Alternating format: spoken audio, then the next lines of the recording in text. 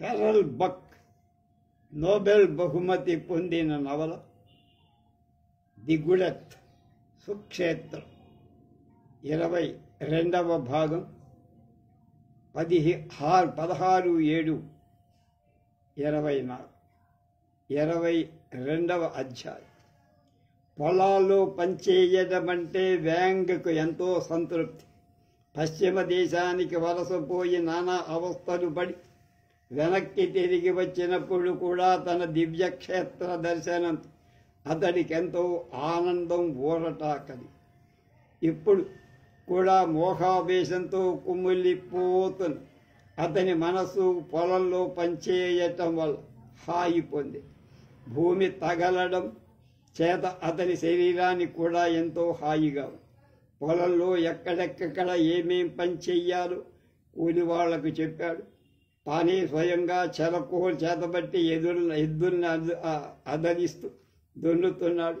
కర్రు వెంబడి భూమి మెత్తగా పగులుతోంది. కొంతసేపు దున్ని పగ్గాలు చింగు చేతికనిచ్చి పాల చేతికి తీసుకొని గడ్డలు పగలగొడుతున్నాడు. నల్లటి చక్కెరలాగా మన్ను కళ్ళకు ఆనందంగా ఉంది. అనవసరం కోసం కాక ఆనందం కోసం అతడిప్పుడు పనిలోకి వంగాడు. ఆయాసమైతే పొలంలో కాసేపు పడుకునేవాడు. భూసారం కళ్ళలో దిగి అతని హృదయ భారాన్ని తగ్గించి దేదీప్యమానంగా వెలుగుతున్న సూర్యుడు అస్తమిస్తున్నాడు. చీకటి పడుతూ ఉంది. వేంగు చాలా అలసి ఇంటి ముఖం పట్టాడు. శరీరమంతా నొప్పులు వస్తూనే లోటస్ గదిలోకి పోయాడు. లోటస్ సిల్క్ గుడ్డలు ధరించి తన గదిలో పచారులు చేస్తాడు. వేంగ్ దుస్తులని బురదతో నిండాయి. అతడు బురద గుడ్డలతో తన దగ్గరకి రావటం చూసి లోటస్ సమీపింపకు, దగ్గరకి రాకు అని అరిచింది. అతడు నవ్వి మృదువైన ఆమె చేతులు తన మురికి చేతులతో అందుకొని, ఇప్పుడైనా నీ యజమానుడు రైతు మాత్రుడని, నీవు రైతు భార్యవని తెలుసుకున్నావా అని అడిగాడు. అందుకు లోటస్, నీవేమైనా కావచ్చు, నేను మాత్రం రైతు భార్య కాదు అంది. ఆమె మాటలకు అతడు నవ్వుతూ వెళ్ళిపోయాడు. ఉన్న బురద ఉన్నట్టే అతడు భోజనం ముగించాడు. పడుకునేందుకు ముందు ఎంతో అయిష్టంతో నీళ్లు పోసుకున్నాడు. స్నానం చేసేటప్పుడు నవ్వచ్చు. తానిప్పుడు స్త్రీ కొరకు స్నానం చేయటంలా ఆ మాట అనుకున్నప్పుడు అతను స్వేచ్ఛగా ఉండగలిగినందుకు నవ్వచ్చు. భూమి నుంచి ఎంతో కాలం ఎడబాటు కలిగి ఉన్నట్టు తోచి హఠాత్తుగా అతనికి చేయాల్సిన ఇతర పనులెన్నో లెక్కకొచ్చి భూమి దున్ని పంట పెట్ట రోజు. అందుకే అతడు పొలాల్లో పనిచేస్తుంది. ఎండాకాలమంతా ప్రేమ వ్యాపారంలో మునిగి ఉన్న అతని శరీరం పూర్తిగా పాలిపోయి అది మళ్ళా ఎండ వేడికి పని పద్ధతికి మరలా గడుసు బారి రంగుతేది. పగలు కానీ రాత్రి కానీ ఇంటికి వస్తూనే ఓలాన్ సిద్ధపరిచిన ఆహారాన్ని సంతృప్తిగా తినేవాడు. వెల్లిపాయలు లెక్క లేకుండా వాడుతున్నాడు. లోటస్ అతని దగ్గరకు రాగానే అతని చేతులను వాసన చూసి ఏవగించుకొని వేంగ్ నిర్లక్ష్యంగా నవ్వేవాడు. అతడి ఊపిరి విడిచిన ఆ వాసనే. తనకు నచ్చిన దాన్ని తాను తింటాడు. ఆమె ఓర్చుకొని ఉండవలసిందే. అతడిప్పుడు ప్రేమ వశుడు కాడు. లోటస్ వద్దకు పోయి ఇష్టమున్నంతసేపు ఉండి మళ్ళా వచ్చి ఇతర వ్యవహారాలు చూసుకునేవాడు. కాబట్టి ఓలాన్ లోటసు ఆ ఇంట్లో తమకు తగిన స్థానాలు ఆక్రమించారు. లోటస్ అతనికి సంతోషదాయకమైన ఆట వస్తు. అతడిలోని సౌందర్య పిపాసన ఆమె తృప్తిపరుస్తూ ఉంది. తమ కామతృప్తికి ఆమె సాధనం. ఓలాన్ గృహిణి కార్యక్రమాలు నిర్వహిస్తారు. పవిత్ర మాతృత్వం చేత గృహ నిర్వహణ భారాన్ని వహిస్తూ అతనికి, ముసలివాడికి, పిల్లలకు ఎన్నో అన్నోదకాలు అమరుస్తారు. వాంగుకు ఇది గర్వం. ఊళ్ళో అందరూ లోటసును గురించి అసూయపడేవాడు. అందరూ ఆమెను అమూల్యరత్నంగా భావించేవాడు. అలాంటి ఆమె నుంచుకోవడం అంటే కేవలం డబ్బుండి స్వేచ్ఛగా ఖర్చు పెట్టగలిగిన వాడే కానీ ఇతరులకు అది సాధ్యం కాని పని. అమితంగా ధనం ఉన్నందుకే ఆమెను ఇంట్లో ఉంచుకొని ఉండడమే కారణం అనుకుంటున్నారు వారు. అతన్ని గురించి అనుకునే వారిలో పినతండ్రిదే అగ్రస్థానం. అతడిప్పుడు వ్యాంగ్ అభిమానాన్ని సంపాదించడానికి రోజు తాపత్రయపడు. అతడు అందరితో మాట్లాడేవాడు. ఇలా అనేవాడు, మా అన్న కొడుకు ఇలా ఆమెను తెచ్చుకున్నాడు. అటువంటి ఆమెను మనం కూడా చూసి ఉండం. ఆమె పెద్ద ఇళ్లలో స్త్రీలాగా ఎప్పుడూ మంచి ఖరీదు గల బట్టలు ధరించి ఉంటుంది. కానీ నా భార్య ఈ విషయాలన్నీ నాకు చెప్పే. అతడు ఇంటిని మించి అభివృద్ధి దశకు తెస్తున్నాడు. కొడుకులు పని చేయకుండా హాయిగా కూర్చొని తినచ్చనేవాడు. ఊళ్ళో వాళ్ళు కూడా వ్యాంగ్నెంతో గౌరవంగా చూస్తున్నారు. పెద్ద మనిషిగా భావించి ప్రతి చిన్న విషయంలో అతని సలహా తీసుకునేవాడు. వడ్డీలకు అతని దగ్గరకే అప్పు తెచ్చుకునేందుకు వచ్చేవాడు. వివాహ విషయాల్లో కానీ, చేల పులిమేరల విషయాల్లో కానీ, అప్పుడప్పుడు వచ్చే తగాదాల విషయాల్లో కానీ వ్యాంగే వాళ్ళకి సలహాలనిచ్చి తీర్పు చేయాల్సి వచ్చేది. అతడి నిర్ణయం చేసిన వాళ్ళు అనుసరించేవారు. మోహపాశాల నుండి విడిపడిన నాటి నుండి వ్యాంగ్ అనేక ఇతర వ్యవహారాలు ఎడతెరిపి లేకుండా ఉంది. ఆ ఏడు సకాలంలో వర్షాలు రావడం, గోధుమ బాగా పండింది, అలవాటు కొరకు మంచి ధర వచ్చినప్పుడు పండిన పంట అమ్మకానికి సిద్ధం బజారుకు తీసుకెళ్ళాడు. ఈసారి పెద్ద కొడుకును కూడా వెంట వెతికెళ్ళాడు. కొడుకు చదువరి అయినప్పుడు తండ్రికి సహజంగా ఉండే గర్వం వ్యాంగు కూడా ఉంది.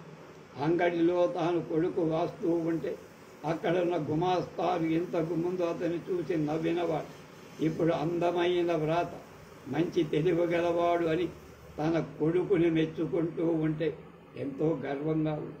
అయినా అతడు నవ్వకుండా గంభీరంగా ఉంది. రాయబడిన కాగితంలోని తప్పులు నిరూపిస్తూ ఉంటే అతని హృదయం ఉప్పొంగి. గుమాస్తాలు కూడా చిన్నవాడి తెలివితేటలు అబ్బురపడుతూ ముక్కు మీద వేలేసుకునేవాడు. అప్పుడు వ్యాంగు కొడుకుతో అయితే ఆ తప్పు సవరించి తప్పుగా ఉన్న దానిలో సంతకం చేయాల్సిన అవసరం లేదు మనకు. అది పిల్లవాడు తప్పు దిద్దేవాడు. రాత కోతలన్నీ ముగించి డబ్బు తీసుకొని ఇద్దరు ఇంటి దారితో తన కొడుకు పెద్దవాడైనాడని తగిన చోట వివాహ సంబంధం ఏర్పాటు చెయ్యాలని అనుకున్నాడు. తనలాగా తన కొడుకు పిల్ల కొరకు ఏ పెద్ద ఇంటికో పోయి యాచించాల్సిన అవస్థ ఉండరాదని, తనలాగా అందరూ వద్దని విడిచి దాన్ని పెళ్ళాడాల్సిన అవసరం ఉండరాదని అతను భావం. ఎందుకంటే తన కొడుకు తనలాగా కాక గొప్ప భూస్వామి కూడా, కాబట్టి తగిన సంబంధమే చెయ్యాలని వ్యాంగు కొడుకుకు తగిన సంబంధం వెతుకుతున్నాడు. తమ అంతస్తుకు తగిన సంబంధం దొరకటం కష్టమై సామాన్య కుటుంబానికి చెందిన పడుచును చేసుకోవడం అతనికి ఇష్టం లేదు. ఒకనాతడు అతడు చింగుతో ఏకాంతంగా ఉన్న ఈ విషయం ప్రస్తావించి అతడు తగిన సలహా ఇవ్వగలడని కాదు, కానీ విశ్వాసపాత్రుడు ఆప్తుడు కాబట్టి అలాంటి వాడితో మనసులో ఉన్నది చెప్పుకుంటే కొంత ఊరట కలుగుతుంది. వ్యాంగ్ ఈ మాటలు తనతో చెప్పుతున్నప్పుడు చింగు అతడు కూర్చోమన్నా అతని మీద ఉన్న గౌరవ భావం చేత కూర్చోలా, నిల్చొనే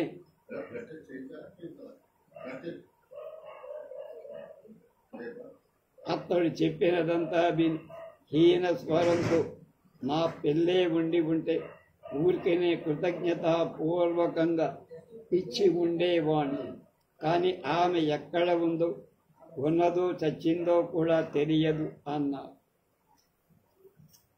చింగు సన్మానానికి వ్యాంగు సద్భావాన్ని వ్యాంగు కృతజ్ఞతలు చెప్పారు, కానీ అతని మనసులోని భావాన్ని బయట చింగు వంటి సామాన్యుని ఇతరుల మీద జీవనానికి ఆధారపడిన వాడు కూతురు తన కొడుకు చేసుకోవడం ఇష్టం లేదు. అంతకంటే ఉన్నత వర్గానికి చెందిన వాళ్లతో వెయ్యం అందాలని అతని మనసు పరుగుపెట్టు. వ్యాంగ్ తనలో తాను ఆలోచించాడు. టీ అంగడికి పోయినప్పుడు ప్రస్తావన పరంగా కంజల విషయమై ఎవరైనా మాట్లాడుతూ ఉంటే చెవి పెట్టి వినేవాడు. ఈ విషయమై పెనతల్లిలో మాత్రం పళ్ళ తల్లితో చెప్పదు.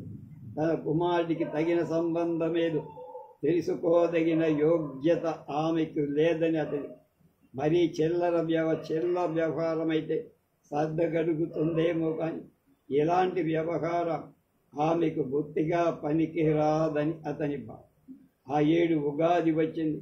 ఈసారి ఊరిలోని వాళ్ళే కాక పట్టణం నుంచి కూడా అతన్ని అభినందించడానికి జనం వచ్చిన వాళ్ళందరినీ ఉచిత రీతిని సత్కరించి మర్యాద చేసి నెలలు గడిచినా పెళ్లి సంగతి పెద్ద పిల్లదానికి బాల్యం తీరి యవ్వన దశ ప్రారంభం. ఎప్పుడూ ఏదో పరాకుగా ఉంటున్నారు. ఆహారం కూడా సరిగా తింటంలే. పుస్తకాలంటే విషయం వాంకి ఇదంతా అర్థం కాదు. వైద్యుడికి చూపాలనుకుని అతనికి ఏమైనా రోగం ఉంటే కదా వైద్యుడితో అవసరం. తండ్రి అప్పుడప్పుడు మంచి ఆహారాన్ని బాగా తినమని చెప్పి తినేవాడు కాదు. ఏదో అన్యమనస్కుడుగా ఉండేవాడు. తండ్రి కోపగించుకుంటే ఏడుస్తూ ఎదుట ఉండలేక వెళ్ళిపోయాడు.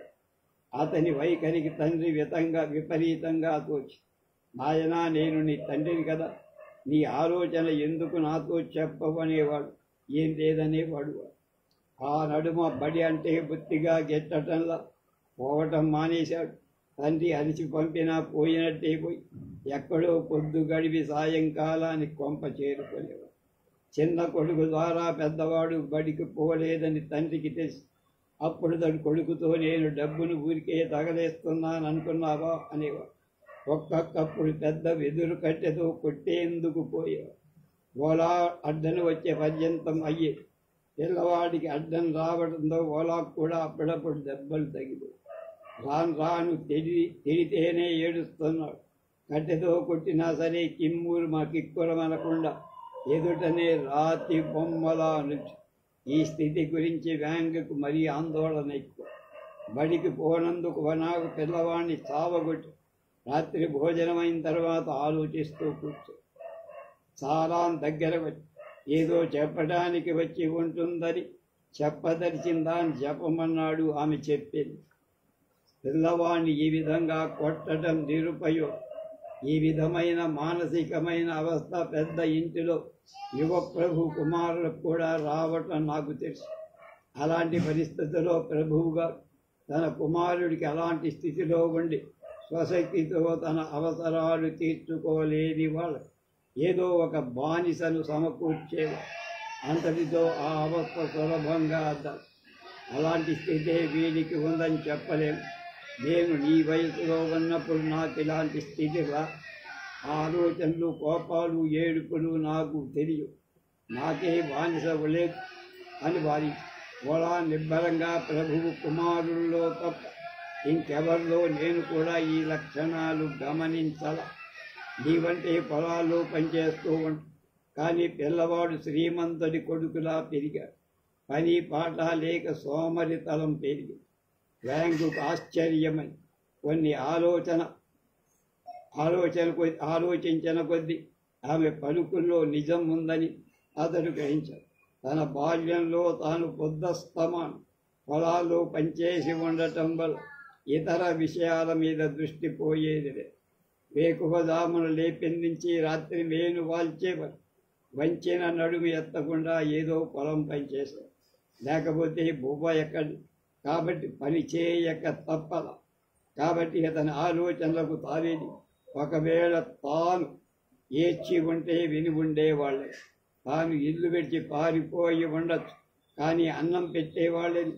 కాబట్టి తప్పనిసరిగా పనికి వంగాల్సి వచ్చి ఈ విషయమంతా జ్ఞాపకానికి రావటం చేత మనసులో ఇలా అనుకుని, నా కొడుకు విషయం అది కాదు, నాకంటే చాలా సున్నితం. అతని తండ్రి ధనవంతుడు, నా తండ్రి బీద. అతడు పని చేయకుండా జరుగుతుంది. అతడు పని చేయాల్సిన అవసరం కూడా లేదు. జీతగాళ్ళున్నారు కాబట్టి చదువు కొన్న వాళ్ళతో పొలాలు పని చేయించడం ఎలా? ఇలాంటి కొడుకున కన్నందుకు అతడు మనసులో ఎంతో గర్విస్తాడు. ఓలాంతో సరే ప్రభు కుమారుడిలా ఉన్నాడన్న సంగతి ఉండని, అయినా నేను వీడికి బానిసను కొని పెట్టలేను. త్వరలో వివాహమే చేసేందుకు ప్రయత్నిస్తాను అంటూ గదిలోంచి వెళ్ళిపోయాడు. 23వ భాగం రేపు.